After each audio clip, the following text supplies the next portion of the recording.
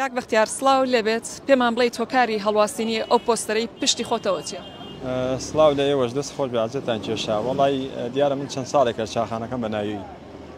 بنەماڵی شێخزاید خودی شێخزای خۆیتی هەڵبەتە بنەماڵەکەی نا بەڵام لە پاش خۆشی چەند کەسانێک و کوڕانێک و وەچەیەکی بەجێشتووە کە معلومە چی بۆ وڵاتەکەیان بۆ خەڵکی وڵاتەکەیان ئەکەن ئەوە سەرنجم ڕاکێشەیە کە خزمەت بە میلەتەکەیانەکەن. باشە ئەم وتەیە کە لەسەر پۆستەرەکە نووسراوە قسەکانی حاکمی دووبەی نییە تەنها لە چەند پیجێکی کوردی بڵاوکراوەتەوە تۆ تا چەند ئاگاداری ئەوەی بۆخوا قەولێک هەیە من تا زۆر نازانم قەولی ئیمامی شافعیە یای کەسێشکەیە کاڵێ حاکمێکی ناموسڵمانی عەدالەت باشتر لە حاکمێکی موسڵمانی نەعەدالەت بە هەڵە نەم جێڕابێتەوە. ئەمیش ئەگەرم قسەیەشی نەکردبێ ئەمە نەشتی جوانمان لێ بینیون ئەگەر ئەمەی نەوت بێت لەمە جوانتری و تۆ من دەسم نەکەوتووە تاکیدم لەمە جوانتری وتووە. باشە تۆ قسەکە و لەکوێ دەستکەوت یانیەوەی کە نووسیتە لەکوێ لە تابعی پیجەکانە ئەیان بینی بەڵام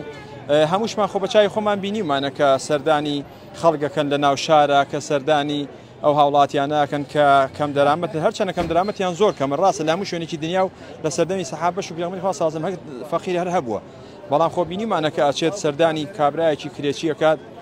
لە دوای ئەوە کە ئەگەڕێتەوە بە وەزارەتەکەی خۆی وەزیری شارەوانی بانگێشتەکە و محاسبەیەکە پێڵێ چۆن لەژێر سوڵتەی من و تۆیە هاوڵاتیەکە بێکرێکی بێ تێگەی ئەنجا بینیشمانە خۆ دووبەی ساڵانی پێشتر هەر تا ڕوخانی سەدام حوسێنی جوان نەبوو ئێستا بە چای خۆ دەیبینی دووبەی چی لێ هاتووە ئێوە ڕاگەیاندکارن لە من باشتر دەزانن.